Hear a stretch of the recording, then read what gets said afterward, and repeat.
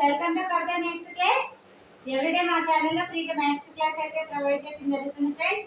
ఇంకెవరైతే channel subscribe చేయని వాళ్ళు ఉన్నారో తప్పకుండా ఛానల్ అయితే సబ్స్క్రైబ్ చేయండి. సింపుల్ ఇంట్రెస్ట్ టాపిక్ నుంచి క్వశ్చన్ చూస్తున్నా. ఒక మొత్తం ఎన్ని సంవత్సరాల్లో డబుల్ అవుతుంది?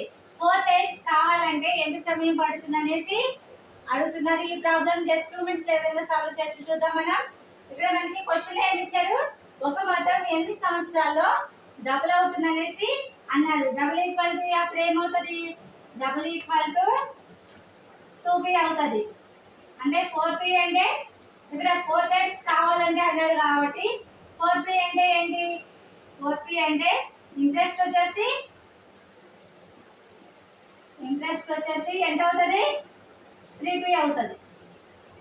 అప్పుడు టైం వచ్చేసి ఇక్కడ ఏమంటున్నారు? ఎంత సమయం పడుతుంది అనేసి అంటున్నారు. టైం వచ్చేసి టైం ఈక్వల్ టు 3 × 8 అంటే 24 ఇయర్స్ అవుతుంది. ఇది మనకి ఆన్సర్ వచ్చేసి 24 ఇయర్స్. ఓకే ఫ్రెండ్స్, వీడియో నచ్చినట్లయితే తప్పకుండా లైక్ చేయండి, షేర్ చేయండి, సబ్స్క్రైబ్ చేయండి. Thank you friends.